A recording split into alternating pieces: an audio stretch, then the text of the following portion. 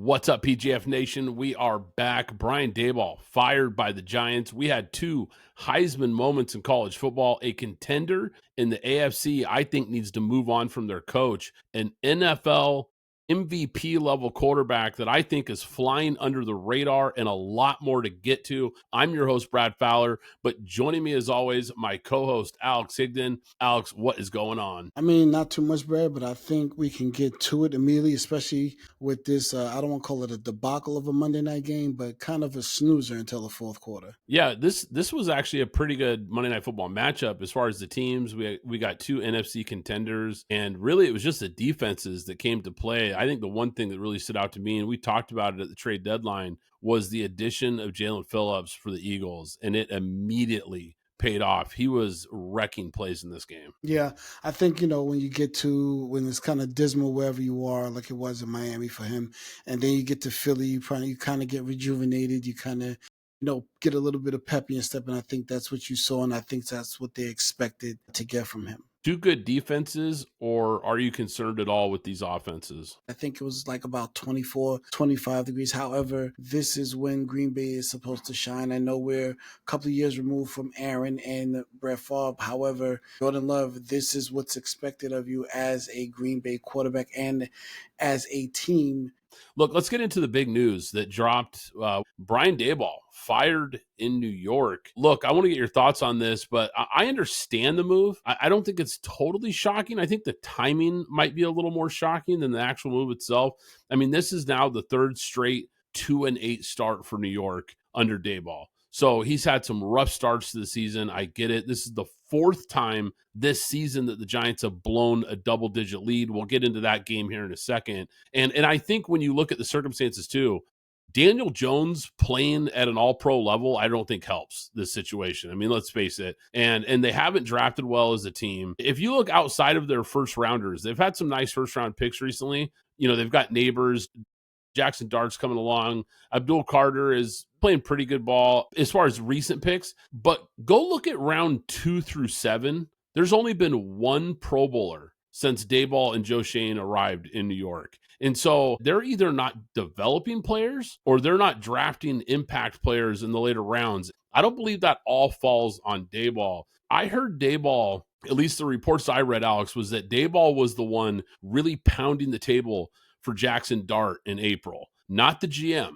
I heard this was Daboll's guy. So, Dart, we've seen enough now that he's starting to look like he probably should have been the number one overall pick in this draft. And now in year 2 for him, he's going to have a new coach and a new system to learn. So, look, I'm not a fan of this move at all, especially mid-season. What are your thoughts? Yeah, I didn't think it was a good move at all. I mean, I think this is really frustration from the top saying, we know we don't have a good team, but when you have control of something, we expect you to maintain that same control of the game all the way through and learn how to finish games and not mismanage the final quarter of a game when you're up, when you're up double digits. So Brian Daboll has to look at himself. However, what is going on with the defensive coordinator as well? I know this is a new defensive coordinator, but from Notre Dame, if I'm not mistaken. But what is going on the defensive side of the ball that they don't know how to close out games when they have double-digit leads? That's not. I understand the head coach is a head coach, but he's not going to step in and call defensive plays. Right? When you're an offensive head coach, you expect the offense to be taken care of. When you're a defensive head coach, you expect the defense to be taken care of. Somebody has to, he's got to light a fire, I understand, as the CEO of that team. But what's going on with that defensive coordinator? And how did Joe Shane survive all the firings unless they're going to wait till the end of the season to fire him? It's a weird situation going on there. Well, and that's where I was going to go next, Alex, is that I think there's just as much blame on the GM here as far as the roster construction. I know they've hit on some picks, but like I mentioned a minute ago, they've also missed on a lot of picks. So, how does he escape this? And from all the reports I've read, they're going to keep him on so that he can help hire the next coach. That same thing I heard. Yep. So I don't really know what to make of it. I think it spells a lot of dysfunction. And when you've got a young quarterback who's flashed, I don't like interrupting his development. And you're right. This was a gut punch for New York as far as this game, because they did blow that 20-10 fourth quarter lead. But really everything changed when Jackson Dart got hurt. I mean, the game completely flipped. And if there is one big criticism I will put on Daboll is why was Russell Wilson still your backup? There should have been a shift to Jameis Winston weeks ago to make him the backup. We have seen enough of Russ. It has been terrible. And look, I watched this game in its entirety, and I don't think they picked up a first down after Russ came into the game. It was brutal. It was absolutely brutal. And look, I'm not saying that's why they lost, but it certainly didn't help that they couldn't move the ball at all with him under center. As far as Jackson Dart, look, I don't necessarily blame him, but he has got to learn to protect himself better because we know he's a mobile quarterback. He had a couple of nice rushing touchdowns in this game. He's definitely a guy that adds that element to his game, and I love that. But just like we've talked about with Jaden Daniels, he is taking way too many unnecessary hits in this game. There was even one point in this game where he slid on one run, and the announcer even responded with a, wow, he actually slid. Right, and it just goes to show you, like, we're actually shocked to see this guy sliding. I get that he's a rookie, but he's got to clean that part up in his game. Now, let's look at the other side here, because when he went out, it really opened the door for Caleb Williams and the Bears to come back and forth. And they were really struggling to get anything going in this game. But, man, that fourth quarter by Caleb was pretty impressive. Made some big-time throws, some big-time runs in this game. His escapability is just unreal. There was so many times that they had pressure on him in the backfield, and I think he escaped every single sack that they had him dead to rights. I mean, this is exactly what I saw when he was coming out. That ability to avoid pressure and make plays, it's just uncanny. And it felt like his wide receivers, gosh, Alex, would they have 8, 9 drops in this game? I mean, nobody could hang on to the ball. I know it's cold, and I get that, but bottom line is Caleb was better than the stat sheet shows. 4th game-winning drive now in the last 6 weeks for Caleb Williams and the Bears. They're starting to put it together here, and I'm impressed here with this comeback win. Yeah, if I'm not mistaken, that's his 5th, and he's the league leader in fourth quarter comebacks and game-winning drives. But there seems to be a shift happening here because the defense is kind of taking a step back, and the offense is taking a step forward, which is okay and fine. But if the defense can get back to what they're doing, I think they could find themselves a year ahead of where they thought they would be next year with the new coach and him a full understanding of the system, especially with what we just saw happen in Green Bay, because you talked about the seeding. That's a division that looks like they could have 3 that make it. Between them and the West is going to be very interesting as they come down to the wire. Yeah, absolutely. And we'll talk about some of those other teams here in a minute. We got a lot to get to, though. I want to jump to this Sunday night football game. Chargers, Steelers. This Steelers team is just starting to feel like deja vu over and over and over again.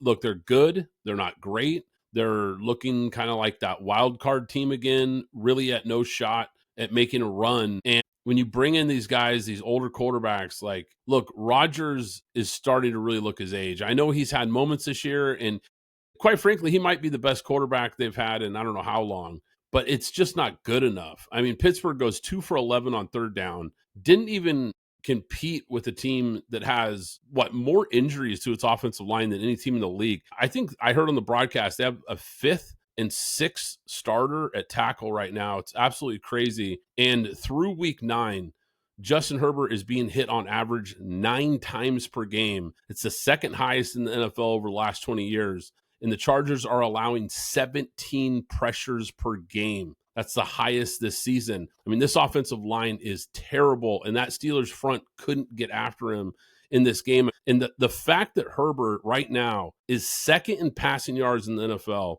3rd in passing touchdowns behind this O-line is seriously incredible. And here they are at 7-3.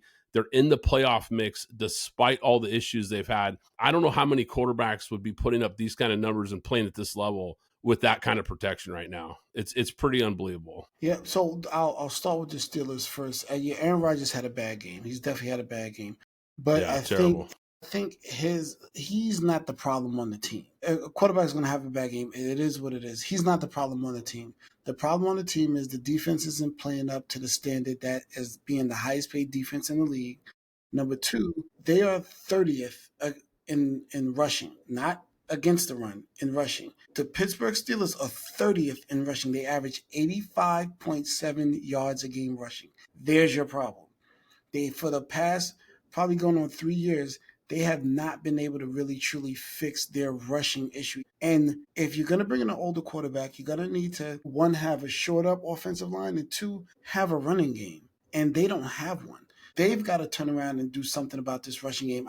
Obviously, it's not going to be Mike Tomlin that goes. So Arthur Smith, tag, you're it. As far as the Chargers go, just a great coaching job. Credit is due to Jim Harbaugh, who should be a candidate for Coach of the Year. I wouldn't give it to him, but he definitely should be a candidate for Coach of the Year, because if this was any other coach, Justin Herbert would be throwing the ball 700 times. He would look ridiculous. This is just all about coaching and understanding.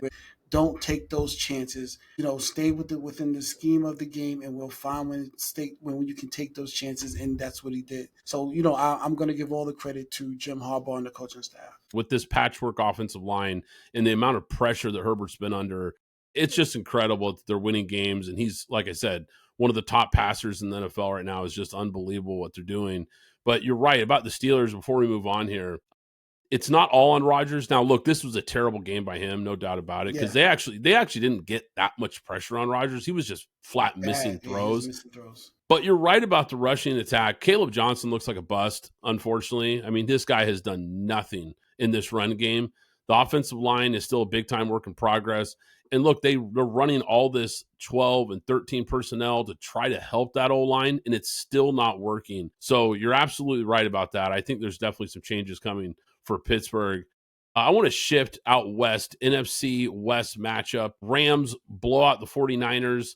And this is what I was talking about in the intro here. Matt Stafford, I think, has officially entered the MVP conversation. And it seems like he's not getting talked enough about. I'm not sure the Rams are getting talked about enough. This team is really starting to click and play some really good football on both sides of the ball. Matt Stafford just became the first player in NFL history with 4 touchdown passes and 0 picks in 3 straight regular season games. He's been on fire. And when I watched this game, the 49ers actually moved the ball in this game and did a pretty good job, but there was just too much firepower on that LA offense for them to slow them down, especially with all the injuries they've been dealing with. I mean, honestly, it's kind of amazing that San Francisco has actually been this competitive considering the injuries. I'll give them credit there. But this is an example of where they can't compete right now with the top tier teams.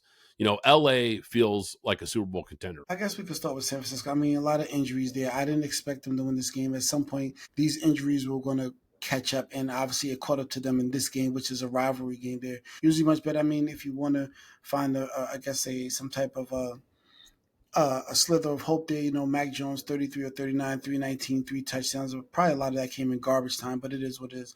But yeah, to your point, Stafford. Let's go further with Stafford. Stafford has not thrown an interception since week 3.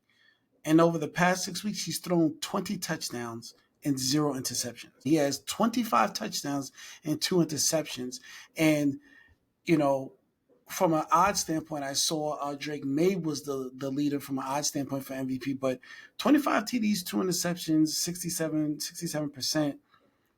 That looks like an MVP today, if I'm not mistaken. He looks like he's probably on track for about 47 TDs and 4 interceptions, which is odd for a guy that's been a gunslinger his whole career. But I digress from there. I think one of the things I just, want to look at Sean McVay.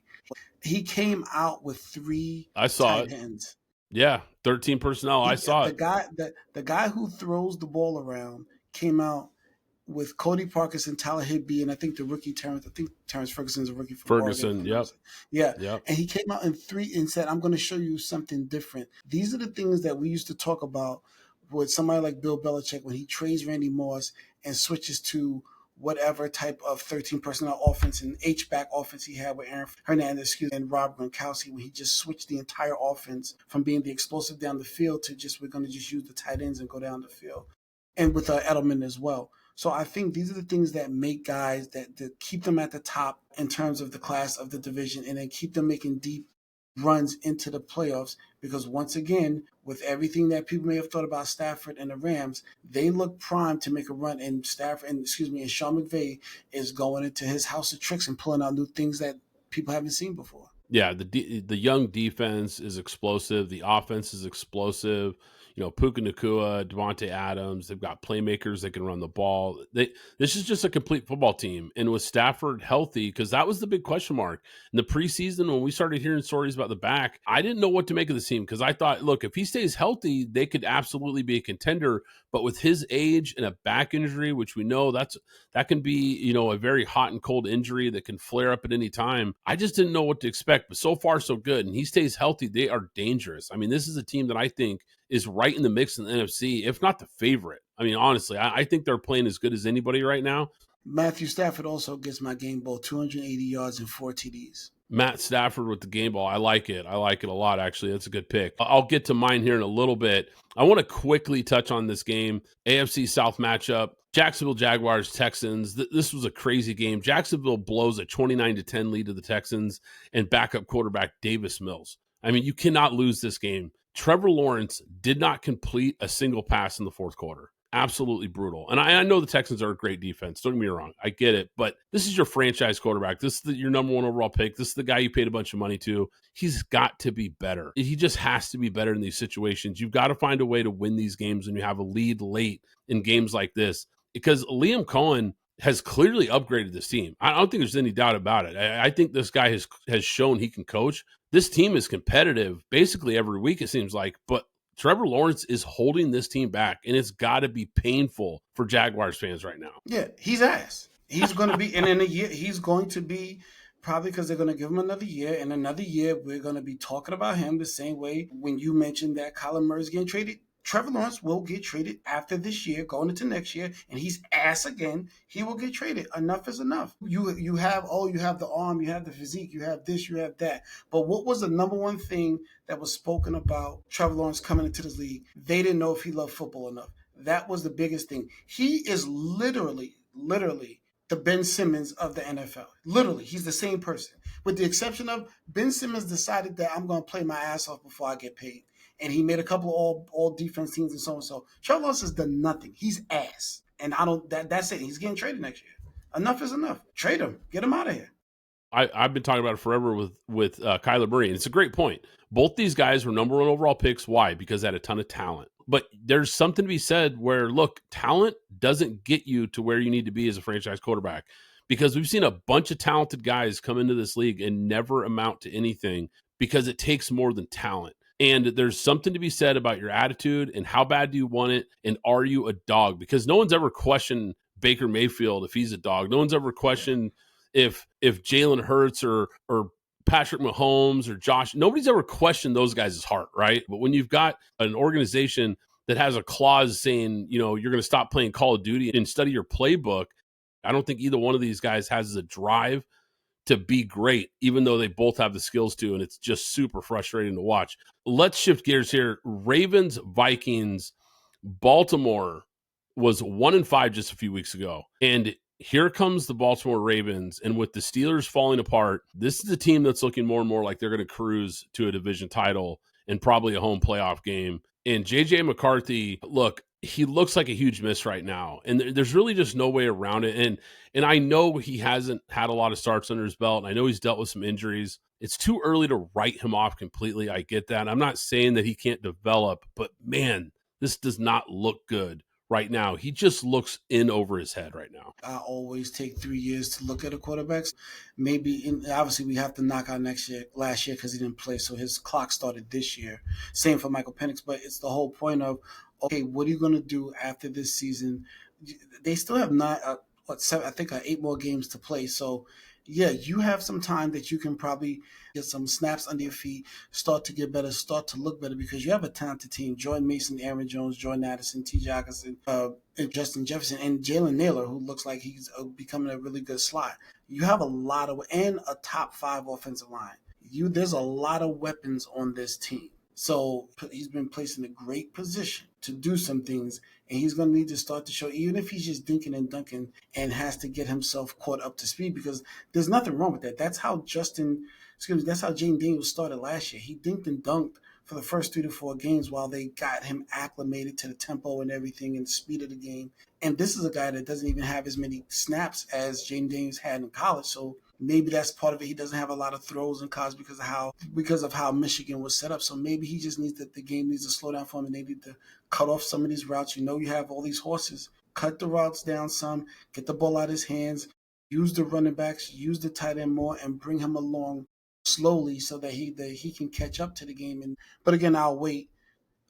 Ravens, I don't have much to say. I expect them to win this game. The only thing is, they better start running the ball more. I don't know what's going on. Between them and Atlanta, I don't understand what's going on with running the ball. This is ass backwards to me, as far as I'm concerned. Well, it's interesting you said because the Baltimore Ravens are now 11-1 when Derrick Henry gets over 20 carries. He had over 20 carries in this game.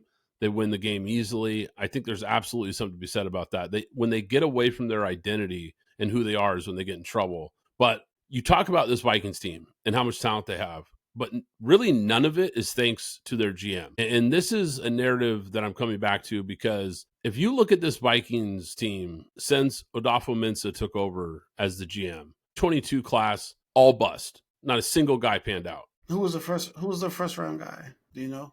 If not, don't worry about it. I'll find Lewis Sign from Georgia. Yeah, he was a bust. Continue. The whole class. I went through every player. The entire class was bust. Not a single guy is a contributor. 23, they hit on Jordan Addison, but that's it. The rest of the class, all bust. Not a single guy contributing. 2024, they take J.J. McCarthy, we just talked about, not looking good so far.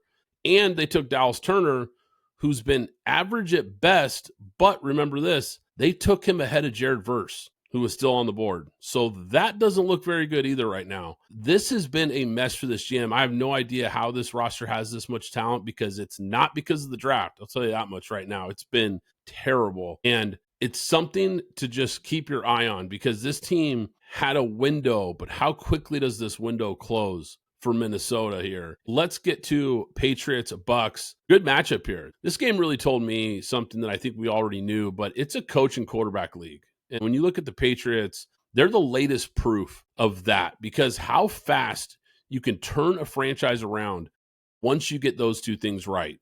You bring in Vrabel, you clearly hit on Drake May, it looks like. At the end of the first half, Vrabel essentially stealing a possession from the Bucs by having Drake May take a knee on 1st and goal to 1. Absolutely brilliant. Kept the clock running with 1:44 remaining in the second quarter. Bucs had no timeouts. Just another example of high-level coaching that we see from Vrabel. And we've seen this in years past where he is just a master of the clock and how to manipulate things. New England builds a double-digit lead at one point in the fourth quarter. I got to give credit to Tampa Bay. They fought back, were able to make this game close, but New England just had too many explosive plays that were really the difference in this game. Rookie Kyle Williams, 72-yard touchdown, which I told you guys, circle that name back in April. Kyle Williams came in and played good.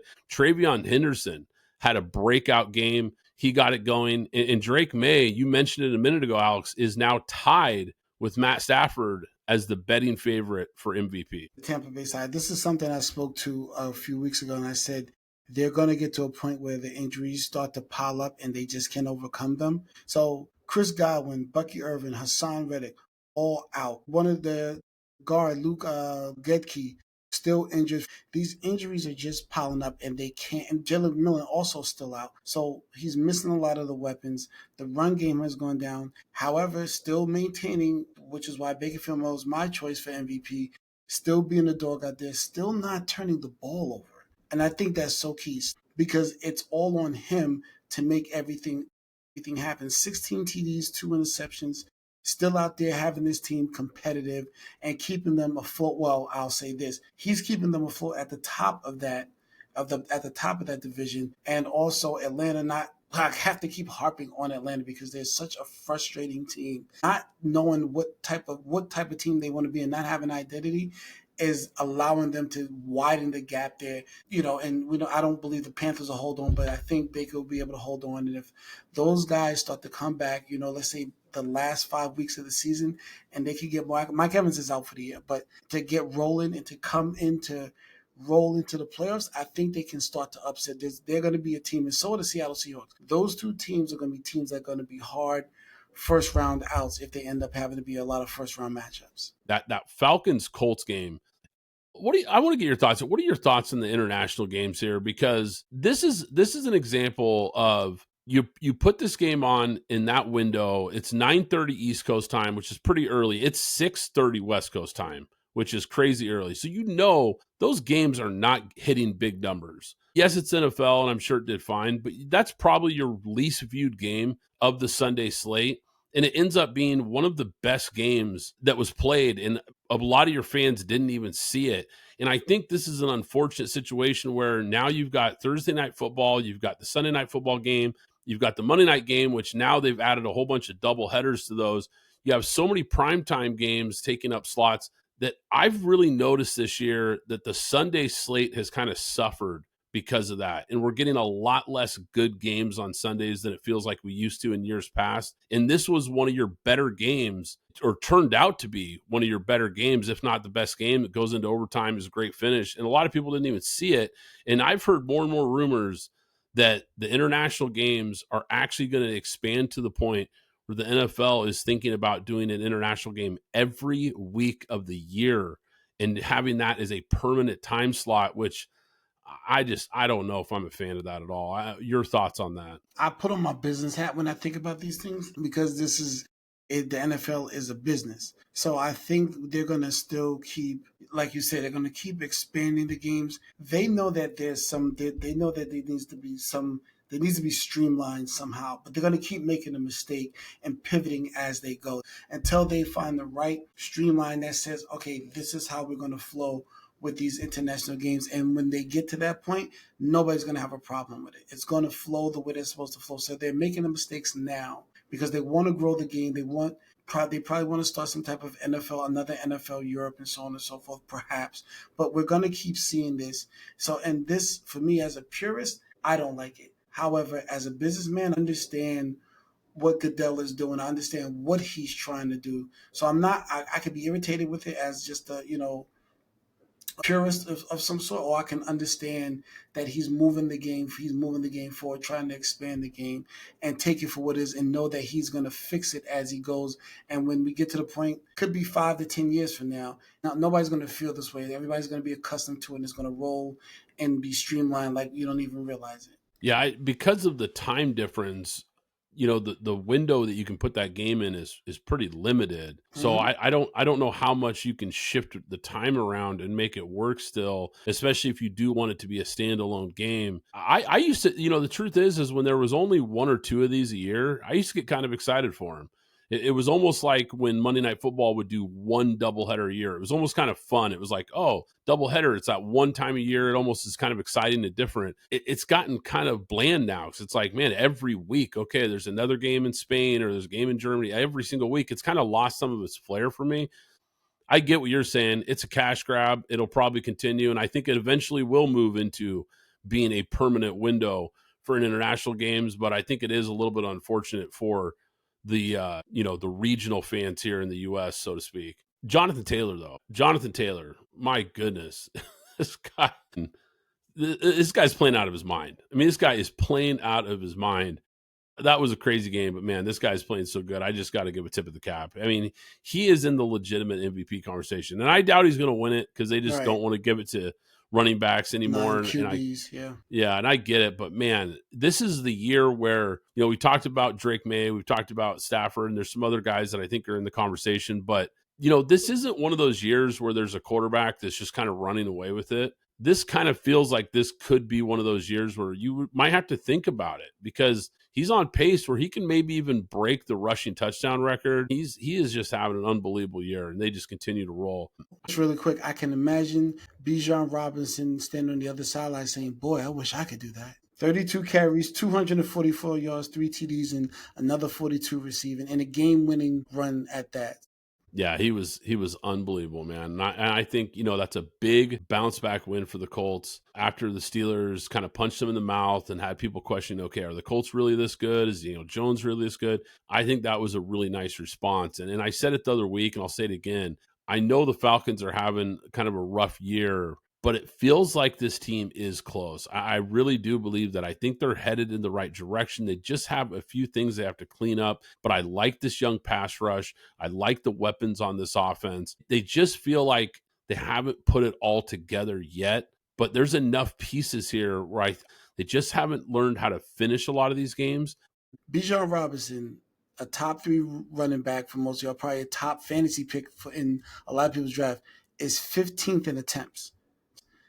Devin A. Chain is 5'9", 180 pounds soaking wet. He has more carries, more attempts than Bijan Robinson, but I'll leave it at that.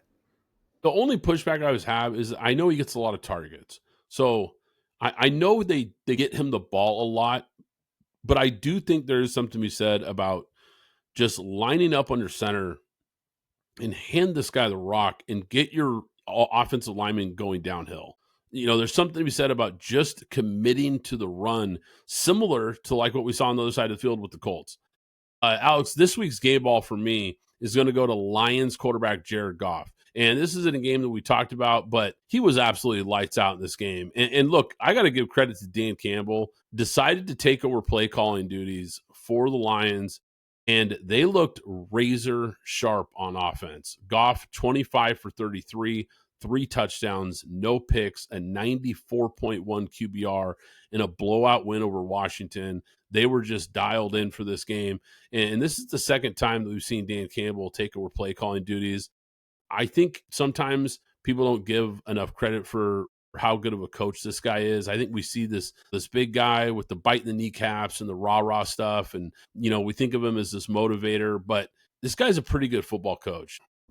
Okay, Bills-Dolphins, complete and utter no-show for the Bills. This is an embarrassing loss for Buffalo. They did not show up prepared to play at all. They just did not show up for this game. It was like they were sleepwalking. And I got to give Miami credit because this is a team that I think most of us thought threw in the towel a couple of weeks ago. And they came out and really took it to the Bills in this game. And I've been saying this for a while now. I think Sean McDermott's time is running out in Buffalo. And outside of them making some kind of deep playoff run, maybe even a Super Bowl run, I'm not sure that they're not going to be rethinking this hire at the end of the year. This is one of the worst defenses in the NFL again. And I've said it over and over again, he's a defensive coach. You can't have one of the worst defenses in the league when that's your side of the ball.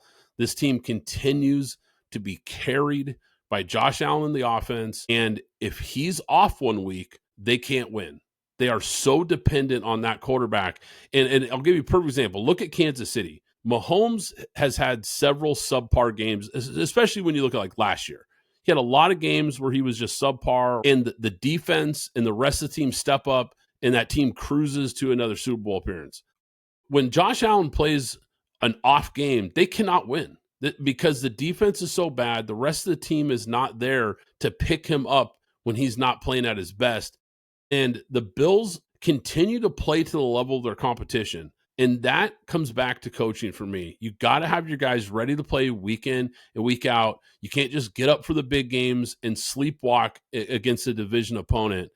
It's unacceptable when I look at Sean McDermott. I think that this guy's seat needs to be heating up right now. Yeah, his seat is going to heat up. But I think also a lot of it is also that they're just not really a good team. Now, they have a good quarterback, great quarterback. They have some nice people, but they're not a good team. Who have they beat? If this was college and we were talking about these teams, the Baltimore win does not look good right now. It doesn't. Now, it may look good by the end of the season, but right now, that Baltimore win does not look good. The Jets, so what? Miami the first time, so what? The Saints, so what? You get to the Patriots who are trending up, they lose. You get to the Falcons who are trending up, they lose. They beat the Panthers, so what? They're having a 500-looking season, so what? They beat the Chiefs, we'll give them credit for that. The only win that is a credible win is the Kansas City Chiefs. They haven't beat anybody. The Bills look like frauds. I think the Bills are frauds, but to your point, I don't think that anything short of getting to the Super Bowl saves Sean McDermott's job. They've done that already. They've been to the AFC Championship games a few times. They finally had Kansas City in their building. They finally had and couldn't do anything. And I also heard today that Sean McDermott was asked about bringing Brian Daboll on as perhaps a consultant, and his answer was no. And obviously we know that's the guy that kind of fixed a lot of the mechanics and everything with Josh Allen to kind of get him to where you've seen him over the past few years, throwing for 4,000 yards, 35 plus touchdowns and winning MVP. I don't think it's a great roster. I don't think it's a great defense. Like I said, I think it's a great quarterback, and I think it's a very average at best coach. And I think they've gotten exposed a little bit here because They get up for the Kansas City game.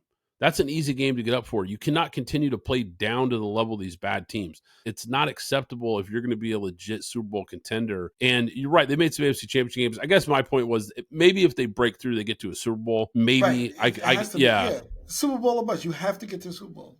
But I think anything short of that, I mean, especially if they have an early exit, then I think they've got to really rethink this hire, because you've got a quarterback that's at the peak of his powers right now. You have got to find the right coach to get them over the hump. Josh Allen's played great in these playoff games. It's been the team around him not getting key stops. If they're going to fire the coach, fire the GM, because if we're saying they don't have enough talent, he's the person that's responsible for supplying the talent. So he has to go too. Yeah, to make it full circle with the Giants, I don't think it makes sense. If you're going to clean house, clean house. You know, I think if you're going to get rid of a coaching staff, it's probably best to start over with the GM and the coach. And so you have them working together and on the same page, building the team together, I think makes a lot more sense than trying to piece it together like the Giants appear to be doing. But who knows what they're doing? I don't know. Making a mess of it. College football, we just had a couple games here that were big that I wanted to get to, Alex. I want to start, we had a big top 20 matchup, Oregon versus Iowa. This was an impressive win for Oregon. This was the kind of win that I think can really shift narratives, because Oregon came into this game. This is a good Iowa team, and I don't know if a lot of people realize how good this team is. This is a team that's averaging 30 points a game, one of the best defenses in the nation. Big, physical, tough team, always has a great defense year in and year out. And Oregon came in there and pushed Iowa around at the line of scrimmage, cut down their running game, which is what Iowa does as well as anybody. And they were able to run the ball on an Iowa team that had shut down everybody's running attack. They ran for 261 rushing yards in this game, 7.3 yards per carry. They didn't allow a sack. This Oregon offensive line was incredible. Only one tackle for a loss allowed versus, like I said, a very, very good Iowa defense. This was on the road, big-time environment. Nasty, cold, rain, snow. Oregon's got everything going against them in this game. Their top three pass catchers are out with injuries. They're missing a starting offensive tackle. Both teams really struggled to throw the ball in this game. I think the weather definitely played a factor. I mean, it was nasty. Guys were dropping passes left and right. But Dante Moore made some unreal throws with under 2 minutes to go to set up that game-winning drive. I mean, he had one throw that might be the throw of the year. It was incredible, the window that he squeezed it in to set up that big field goal. And Oregon is number 2 in the country now in yards per carry, only behind Navy. And they're also top 20 in yards per carry allowed. So, Alex, I know this is something you talk about every single week on this pod, whether it's college or pro. Run the ball, stop the run. Oregon's shown that they can do that. And I think this also tells me that Oregon this year has shown that they can win in multiple different ways. They can beat you in a shootout, they can have a run-heavy game, or they can beat you in a defensive fistfight. Yeah, I don't have much to say about this game. I think, like you said, you alluded to the weather. I think their bread was buttered on one side and it was on the ground. And like you said, 36 carries, 261 yards. They pummeled the Iowa Hawkeyes defensive line with their offensive line. They just manhandled them. A typical game, as they always say, won in the trenches. We had another huge game that I don't think a lot of people expected this to be a great game. Also in the Big Ten, Indiana and Penn State. Indiana escapes with the win. And look, Fernando Mendoza, he had his Heisman moment in this game. An unreal drive late in this game. A lot of credit to Penn State for showing a lot of fight, showing a lot of heart in this game. He had completions on that last drive, Alex. 22 yards, a 12-yard, 29-yard, and a 17-yard completion on the final drive. Capped off by the go-ahead touchdown to Omar Cooper Jr. with 36 seconds left. Maybe the catch of the year, maybe the play of the year, considering the circumstances to stay undefeated. The toe tap at the back of the end zone is unbelievable. I mean, in real time, I couldn't tell if he actually caught it or not. Look, a lot of people are going to look at this and say, because I've already heard it from people, well, if Indiana's that good, you know, they should have blown out Penn State. Penn State's not that good, blah, blah, blah. I get that. Penn State's season fell apart after the loss to Oregon. No doubt about it. But still have pride. Still play with pride. Yes, absolutely. And they still have a top 5 roster in college football. This team is still loaded with NFL talent. There's a reason they came into the year ranked number 2 in the country. Now, I know it's completely come unraveled for them, But this is a team with a ton of talent, and they showed a lot of grit because even though their season is falling apart, I think they saw this as an opportunity to kind of get some payback and show the world, like, look, we can play with the best teams in the country. And they did. But I got to give Indiana a ton of credit, man. That was just a gritty win. Yeah, and I think what happens is when you have these teams that come out of nowhere, that it's unexpected for them to be in the position that they're in. You sometimes start to put it in cruise control because their last two games are Wisconsin and Purdue, and before they get to the Big Ten championship game, I guess they'll be in that. But those are their last two games. Those will be their last two games, and they're probably looking at these games and saying, "We know we'll beat them. We know we beat Wisconsin. We know we'll beat Purdue." But you know what those other teams are saying? I'm not in it, so guess what? I want to spoil everything for you. And I think that's what they're facing right now. They've never been in this position, and this is the first time for everybody. So this is where your coaching is really going to come into play to keep guys focused because they believe that they're going to squash Wisconsin, squash Purdue. And these are the type of games for a team that's never been in this position, nor the players, where you have to coach them. We have to be on top of them from a coaching aspect because they'll lose their sight of the vision and where they're trying to go. Yeah, it's a great point. I mean, look at Wisconsin beating Washington this week. I mean, that's a huge upset. Wisconsin has been terrible. They don't have a Big Ten win going into this game, and they knock off a number 23 ranked Washington team. That was a huge upset. It's exactly to your point that on any given Saturday in college football, if you don't come to play, somebody's going to knock you off. And we see it every time in November. We almost saw it in that Vanderbilt Auburn game where, Auburn just fired their coach. Their season hasn't gone the way they wanted it to go. Vanderbilt comes in, a team that's still in the playoff hunt, and Auburn takes this thing to overtime. Diego Pavia, I mentioned we had two Heisman moments. He had his Heisman moment versus Auburn. Incredible late comeback win in overtime. And this guy was unreal, man. You know how much I love Diego Pavia. 18 carries, 118 rushing yards, and a rushing touchdown. Plus, he goes 25 for 33 for 377 yards passing and 3 touchdowns. And Alex, I know you saw that Tim Tebow style jump pass near the goal line. That was the first thought you had was flashbacks to the glory days for your Gators. That winning touchdown, man, that was iconic. I mean, this guy is incredible, and he puts Vandy absolutely on his back in this game. That's who my helmet sticker goes to, Diego Pavia. 489 total yards and 4 TDs. Yeah, unbelievable. Well-deserved. I love it. Last game I want to get to here because we had a big Big 12 matchup, Texas Tech versus BYU. I know you loved this, Alex. You've been calling for this for the last couple of weeks. The Red Raiders, to me, they left zero doubt who the best team in the Big 12 is. I mean, zero doubt. This wasn't even close. And look, BYU is a good football team, but they dominated this game. And that Tech defense is for real. And I've been saying this for a while now, watching this team. It seems like every time I watch them, they pass the eye test. This physical defensive front gets after it. They're well coached. They might be the only team capable of a college football playoff run from outside the Big Ten or SEC. This might be the lone team that you circle because I think this is a team that's not just good enough to get there. They play, especially in the trenches, they play like teams you would see in the SEC or Big Ten.